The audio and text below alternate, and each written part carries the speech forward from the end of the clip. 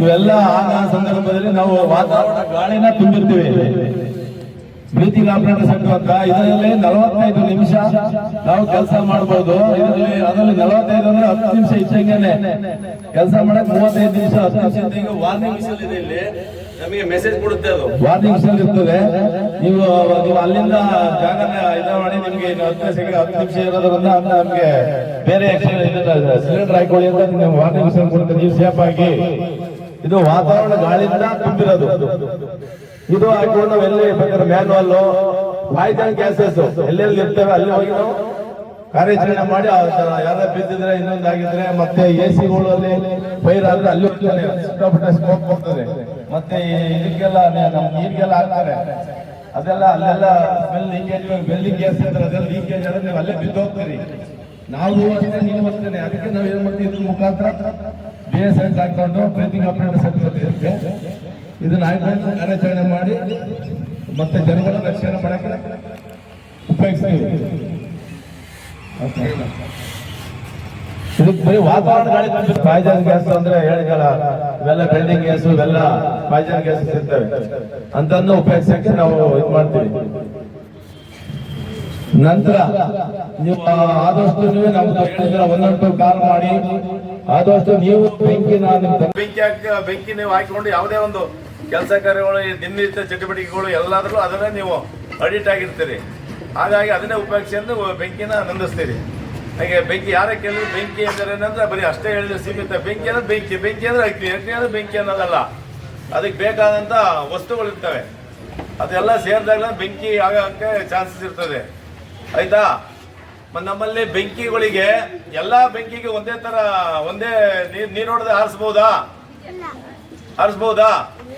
ಅದಕ್ಕೆ ನಮ್ಮಲ್ಲಿ ಬೆಂಕಿಗೆ ಅಂತನ ಎ ವರ್ಗ, ಬಿ ವರ್ಗ, ಸಿ ವರ್ಗ, ಡಿ ವರ್ಗ, ನಿಮ್ಮಲ್ಲಿ ABCD ಅಂತ ಇರ್ತಾವಲ್ವಾ, ಆ ತರ 4 ವರ್ಗಗಳಾಗಿ ಬೆಂಕಿ ಸಂಬಂಧಪಟ್ಟಂತೆ ವಿಂಗಡಣೆ ಮಾಡಿದ್ದಾರೆ. ಅದರಲ್ಲಿ ಎ ಕ್ಲಾಸ್ ಫೈರ್ ಅಂದ್ರೆ ಕುಡಿಯೋದು ಸಿಲಿಂಡರ್ ನೀರನ್ನ ಉಪಯೋಗಿಸಿ ಬೆಂಕಿಗೆ ಆರಿಸೋದು.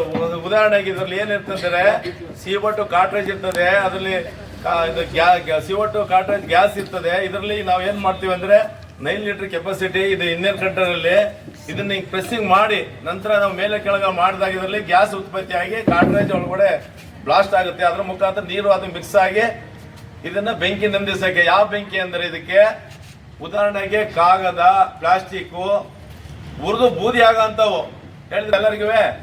ಇದಕ್ಕೆ ಪ್ರಪ್ರಥಮವಾಗಿ ಸಣ್ಣ ಬೆಂಕಿಗೆ ಫಸ್ಟ್ ಏಡ್ ಫೈರ್ ಎಕ್ಸ್ಟಿಂಗ್ವಿಷರ್ ಅಂದ್ರೆ ಸಣ್ಣ ಪ್ರಮಾಣದ ಬೆಂಕಿ ನಂದಿಸಕ್ಕೆ ಪ್ರಪ್ರಥಮವಾದ ಸ್ಟಾರ್ಟಿಂಗ್ ಮತ್ತಿದ್ರೆ ನೀವು ಹೋಗಿ ಬೆಂಕಿ ನಂದಿಸಬಹುದು. ದೊಡ್ಡದಾಗಾದ್ರೆ ಅವಾಗ ನಾವು ಬರ್ತೀವಿ. ಅತಿಯಾಗಿ ಜಾಸ್ತಿ ಆದ್ರೆ ಅಲ್ಲಿವರೆಗೆ ಬರೋದು ನೀವು ಮಾಡ್ಕೋಬೇಡಿ ಬೇಜವಾಬ್ದಾರಿಯಿಂದ. ಹೇಳಿದ್ ಗೊತ್ತಾಯ್ತಾ? ಇದು ಇಲ್ಲ ಅನಿಲ ಬೆಂಕಿಗಳು ಯಾವ ಅಂದ್ರೆ ಆಯಿಲ್, ಡೀಸೆಲ್, ಟ್ರಾನ್ಸ್ಫಾರ್ಮು ಇಂಥವಕ್ಕೆ ನಾವು ನೀರು ಹೊಡೆದು ಆರ್ಸಕ್ ಹೋದ್ರೆ ಏನಾಗುತ್ತೆ ಹೇಳಿ? ಏನಾಗುತ್ತೆ? ಹೆಂಗೆ ಯಾತಕ್ಕೋಸ್ಕರ ಜಾಸ್ತಿ ಆಗುತ್ತೆ? ಅದು ನೀರು ಅಂದ್ರೆ ನೀರು ಕೆಳಮಟ್ಟದಲ್ಲಿ ತೂಕ ಆಗಿರ್ತದೆ. ಪೆಟ್ರೋಲು, ಡೀಸೆಲ್ ಮತ್ತೆ ಆಯಿಲ್ ತೇಲುತ್ತೆ. ನೀವು ನೀರು ಹೊಡೆದ್ರೆ ಏನಾಗುತ್ತೆ ಅಂದ್ರೆ ಇನ್ನೂ ಜಾಸ್ತಿ ಹರ್ಕೊಂಡು ನೀವು ಹೋಗ್ತಾ ಜಾಸ್ತಿ ಬೆಂಕಿ ಇನ್ನೂ ಜಾಸ್ತಿ ಮೇಲೆ ಹೋಗಿ ನಿಂತ್ಕೊಳ್ಳುತ್ತೆ. ಅವಾಗ ಗಾಳಿ ತಡೆಗಟ್ಟಿ ಬೆಂಕಿಯನ್ನ ನಂದಿಸ್ತದೆ. ಹೇಳಿದ್ ಗೊತ್ತಾಯ್ತಾ? ಅದ್ರ ಮೇಲೆ ಮೆಕ್ಯಾನಿಕಲ್ ಫೋಮ್ ಅಂತ ಬರ್ತದೆ. ಅದನ್ನ ನೀವು ನೊರೆ ಅದ್ರ ಮೇಲೆ ಹೋಗಿ ಕುತ್ಕೊಳ್ಳುತ್ತೆ. ನೀವು ಯಾವ್ದಾರ ಬ್ಲಾಂಕೆಟ್ ಸಿಸ್ಟಮ್ ಮಾಡ್ತಿರಲ್ಲ ಆ ತರ. ಅವಾಗ ಅದು ಹರಿಯೋದು ಮತ್ತೆ ನೀರು ನೊರೆ ಇದು ಮಾಡ್ಬಿಟ್ಟು ಗಾಳಿ ತಡೆಗಟ್ಟಿ ಬೆಂಕಿ ನಂದಿಸಬಹುದು. ಇದು ಬಂದು ಆಯಿಲ್, ಪೆಟ್ರೋಲು, ಡೀಸೆಲ್, ಕೆರೋಸಿನ್ ಇಂಥವಕ್ಕೆ ಗೊತ್ತಾಯ್ತು. ಇದಕ್ಕೆ ಬಿ ಕ್ಲಾಸ್ ಫೈರ್ ಅಂತೀವಿ. ಮತ್ತೆ ಇದು ಅಷ್ಟೇ ಹಿಡ್ಕೊಂಡು ಇಲ್ಲಿ ಆಪರೇಟ್ ಮಾಡಿದ್ರೆ ನೀರು ಮತ್ತೆ ಮೆಕ್ಯಾನಿಕಲ್ ಫೋಮ್ ಉತ್ಪತ್ತಿ ಆಗುತ್ತೆ. ಅದ್ರ ಮುಖಾಂತರ ನಾವು ಬೆಂಕಿ ನಂದಿಸ್ತೀವಿ. Next C class fire. C class fire ಅಂದ್ರೆ ನಿಮ್ಗೆಲ್ಲ ಗೊತ್ತಿರುತ್ತೆ. ಪ್ರತಿಯೊಂದು ಮನೆಯಲ್ಲೂ ಗ್ಯಾಸ್ ಅನ್ನ ಉಪಯೋಗಿಸ್ತೀರಿ, ಗೊತ್ತಲ್ವಾ? ನಿಮ್ಮ ಮನೆಯಲ್ಲಿ ಗ್ಯಾಸ್ ಉಪಯೋಗಿಸಬೇಕಾದ್ರೆ ಎಲ್ಲ ಅಡಿಗೆಗೆ ಸಂದರ್ಭದಲ್ಲಿ ನಿಮ್ಮ ಮನೆ ಒಳಗೆ ಗ್ರೌಂಡ್ ಲೆವೆಲ್ ಇದ್ರೆ ಸ್ಮೆಲ್ ಬರುತ್ತೆ. ಆವಾಗ ನೀವು ಸಡನ್ ಆಗಿ ಯಾವುದೇ ಒಂದು ಸ್ವಿಚ್ ಆನ್ ಅಲ್ಲಿ ಇರ್ಲಿ, ಆಫ್ ಅಲ್ಲಿ ಇರ್ಲಿ, ಕರೆಂಟ್ ಲೈನ್ ಉರಿತಾ ಇರಲಿ, ಮತ್ತೆ ನೀವು ಬ್ಯಾಟ್ರಿ ಟಾರ್ಚ್ ಆನ್ ಮಾಡೋದು ಲೀಕೇಜ್ ಆದ ಸಂದರ್ಭದಲ್ಲಿ ಉರಿಯುವಾಗಲ್ಲ ಅಂತ ಟೈಮಲ್ಲಿ ಏನು ಆಪರೇಟ್ ಮಾಡಬಾರ್ದು. ನೀವು ಮನೆಯೊಳಗೆ ಒಂದು ಸ್ವಿಚ್ ಆಗ್ಲಿ ಮತ್ತೆ ಟಾರ್ಚ್ ಆಗ್ಲಿ ಫ್ಯಾನ್ಗಳು ಆನ್ ಅಲ್ಲಿ ಇದ್ರೆ ಆನ್ ಅಲ್ಲೇ ಇರಬೇಕು. ಲೈಟಿಂಗ್ಸ್ ಅಷ್ಟೇನೆ, ಅಲ್ಲಿ ಸ್ಪಾರ್ಕ್ ಬರ್ತದೆ. ನಿಮ್ಗೆ ಸ್ಪಾರ್ಕ್ ಬರ್ತದಲ್ಲಿ ಆ ಬಂದ್ರೆ ಅದು ಬ್ಲಾಸ್ಟ್ ಆಗೋ ಚಾನ್ಸ್ ಇರುತ್ತೆ. ನೀವೆಲ್ಲ ಟಿವಿಲಿ ಅಲ್ಲೆಲ್ಲ ನೋಡಿರ್ತೀರಿ.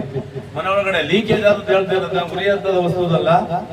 ಆ ತರ ಇದ್ದಾಗ ನೀವು ಯಾವ್ದೇ ಕಾರಣಕ್ಕೆ ಮಾಡಿ ಆದಷ್ಟು ಅದನ್ನ ಈಚೆ ಕಡೆ ತಂದು ಮತ್ತೆ ನಿಮ್ಮ ಬಿಲ್ಡಿಂಗ್ ಮೇಲೆ ಹಿಂಗ್ ಓಪನ್ ಪ್ಲೇಸ್ ಮೇಲೆ ಅದು ಲೀಕೇಜ್ ನಮಗೆ ಇವರಿಗೆ ಗ್ಯಾಸ್ ಗ್ರಾಹಕರಿಗೆ ಅಗ್ನಿಶಾಮಕ ವಿಷಯ ತಿಳಿಸಿ ನಿಮ್ದು ಯಾವ ಲ್ಯಾಂಡ್ ಮಾರ್ಕ್, ನೀವು ಎಲ್ಲಿ ಬೆಂಕಿ ಏನಕ್ಕಾಗಿದೆ, ಯಾವ ಗ್ಯಾಸ್ ಫೈರು ಇಲ್ಲ ಗ್ಯಾಸ್ ಫೈರ್ ಆಗಿದೆ ಇಂಥ ಮನೇಲಿ ಅಂತ ಇಟ್ಬಿಟ್ಟು ನಾವೆಲ್ಲ ಹುಡುಕಿ ಬರೋಣ. ಮತ್ತೆ ನಂಬರು, ಫೋನು ಎಲ್ಲ ಮಾಡ್ಬೇಕು.